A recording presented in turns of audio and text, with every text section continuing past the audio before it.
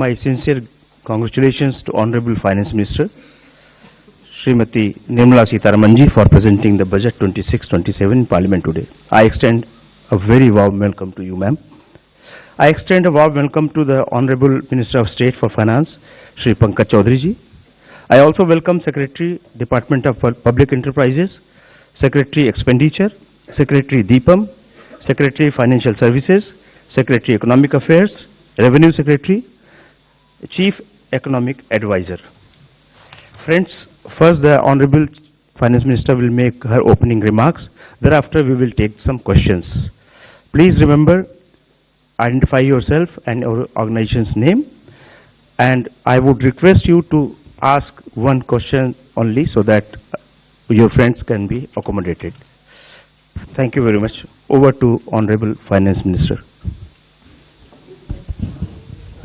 Good afternoon.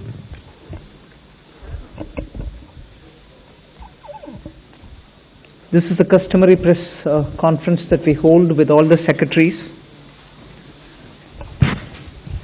You've heard the entire budget being presented in the Parliament.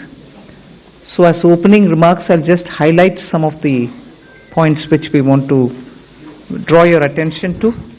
But subsequently, of course, we'll answer all your questions. All the secretaries are here with me. So this budget being the first one, as the Honorable Prime Minister said 2 days ago, this being the first one for the second quarter of this century, also leading towards Vikasit Bharat 2047. We are laying the path and giving a push to the economy to maintain the growth momentum, and for that growth momentum or sustained economic growth which we want to ensure, primarily we are looking at building the ecosystem with structural reforms which will go on. Reforms have been carried out. We are continuing to do the reform activities, so it will continue with an aim to make sure that we create enough environment for improving productivity and making sure employment is generated. Also, technology, 21st century, this century is completely driven by technology. So we will ensure that technology is brought in to benefit the common man, to make sure common man benefits in the sense of ease of doing living, or for his business to prosper, or for farmers for greater productivity, or better logistics, whatever. So technology for benefiting every common man. And above all, with all this, inclusive development. Sabka Saath, Sabka Vikas, and that is why you heard me bringing in schemes which have good allocations for bringing better health facilities, creating a cadre of people, not cadre in that sense, but a bulk of people who can come in as health workers, paramedics and so on, and also making sure we are able to provide dignified opportunities for Divyangjan. Mental health has also received a lot of attention. So these are the side for Vikasit Bharat and making sure Sabka Vikas hoega. But the idea is the advantage and the momentum that we gained since after COVID by increasing public capital expenditure will continue. We've announced that 12.2 lakh crores are coming through public expenditure this time.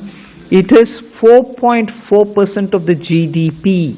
I'd like you all to please notice that, which is the highest, at least in the last 10 years. It could even be highest if you were to take data earlier. No increment in capital expenditure, sustained fashion, has happened ever before. This one marking 4.4% of the GDP. Then what are the kind of things which will happen through it? You will have dedicated freight corridors. I've named Dankuni in the east, Surat in the west. Then I've also highlighted that 20 new national waterways, not national highways, national waterways are being planned. And again there, those are going to pass through some of the critical mineral areas. Orissa, where the mineral-rich state, you have the waterways taking it to the port, and the two ports have been identified, Paradip and Dhamra. Similarly, we are also making sure that the coastal cargo movements will be enabled through a cargo route, so that through the coastal area we are able to cut down on cost of movement of goods. City economic regions, developing them is a very big new measure that we are coming up with.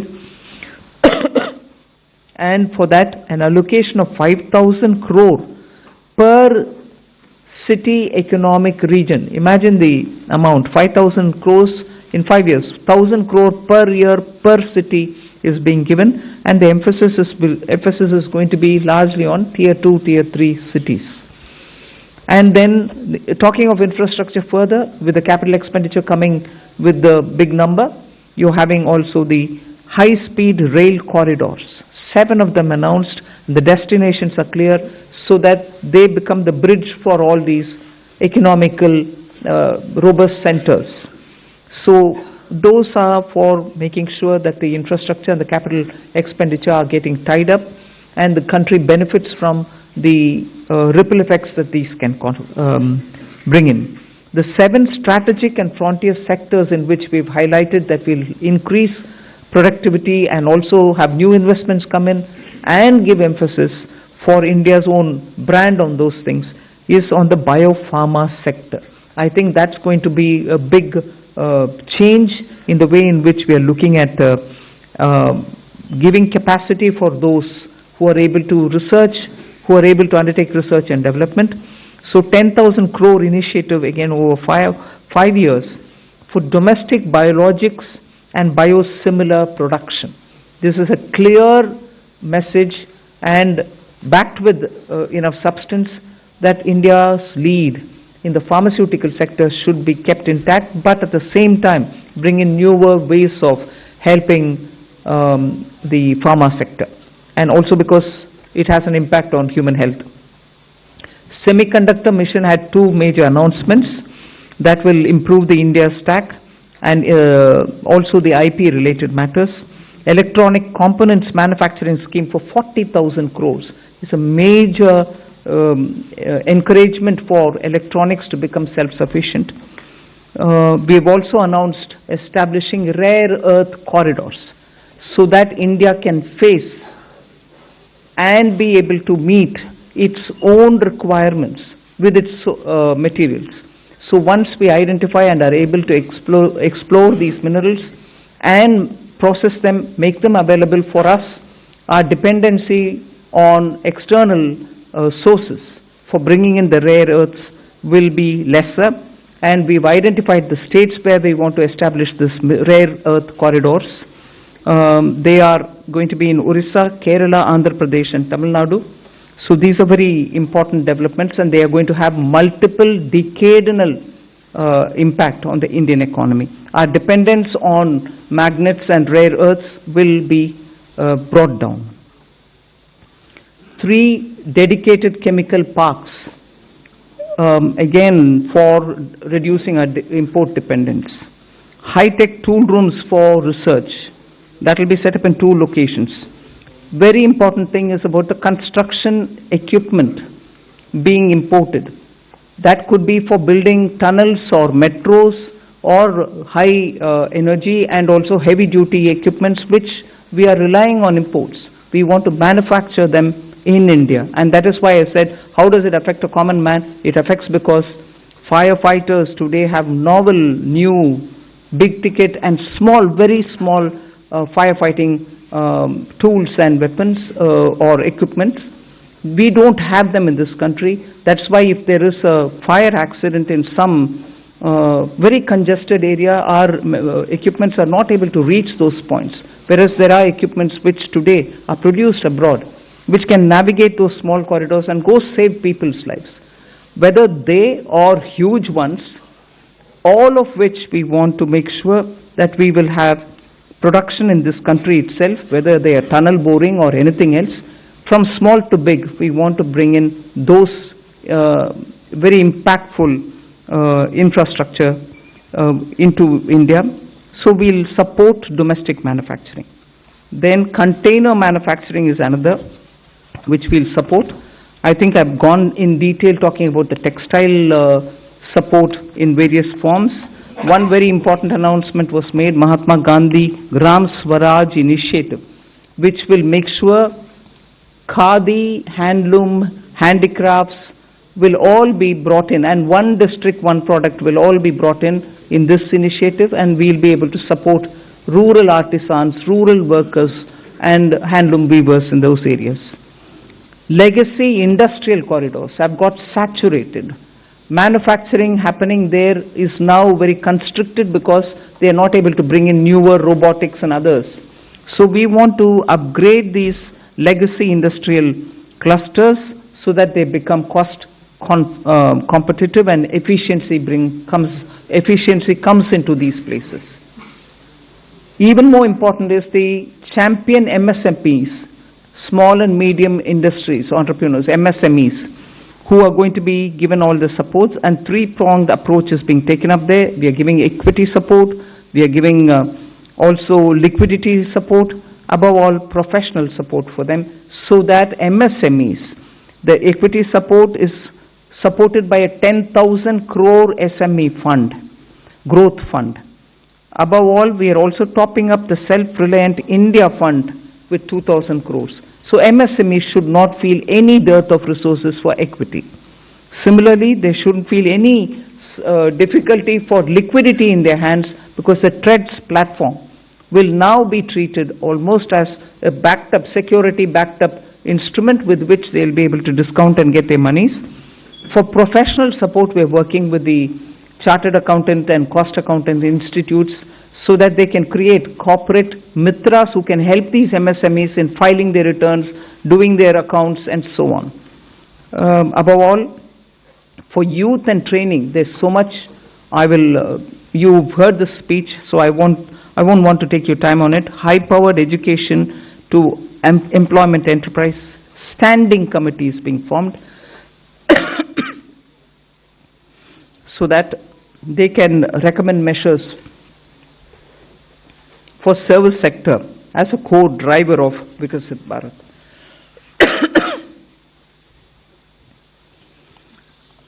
Part B concentrated a lot on tax and related concessions that are being offered. More importantly is the process simplification which has been announced. So elaborate measures have been taken. You will be able to also seek clarification if you want. New export opportunities for fishermen who can go into the economic India's zones, high seas, and also assess and access the global markets. The one very touching, and I really was moved by this proposal, is where we have identified 17 drugs or medicines which are going to be basic custom duty exempt, which are important for cancer patients. Similarly, 7 more rare diseases are added to the import exemption list of the import duties. Baggage clearance and personal items which you bring in when you travel are all being given enhanced duty-free allowance. Besides that, there are quite a few direct tax and indirect tax proposals. Decriminalizing the penalty proceedings and support to the IT sector are some of the high points. As an opening remark, I'll conclude here. I'm sure you'll be able to ask questions and seek clarification. Thank you for coming. Thank you, ma'am. I'll start this question, taking the questions. First question is 17. 17. Good afternoon, ma'am. Shishir here from Hindu Business Line. Ma'am, my question is that under the miscellaneous capital receipt, the provision is 80,000 crore rupees. And last year the provision was 47,000 crore, which has been reduced to 37,000 crore rupees now. Does this mean that there will be more equity monetization this year, or there will be more focus on the asset monetization of CPSEs? So you've got it rightly. The intent is that we will have a very strong asset monetization plan in place. Last year, ma'am had announced in the budget that there will be a pipeline prepared, which is being done. So we hope to reap the dividends from that.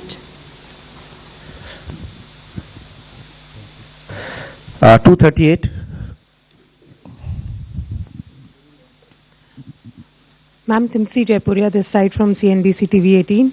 I just wanted to know the rationale behind the hike in STT in futures and options.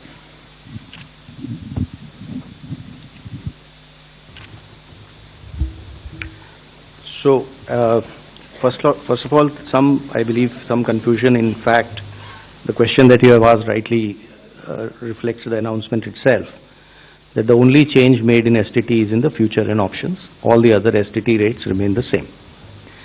The primary objective of raising the tax rates on STT has been that it is felt that when you look at the volume of transactions in futures and options, whether you compare it to the size of GDP or size of the underlying securities market, it is largely in the realm of heavy speculation, which results in losses to small, retail, unsophisticated investors. And the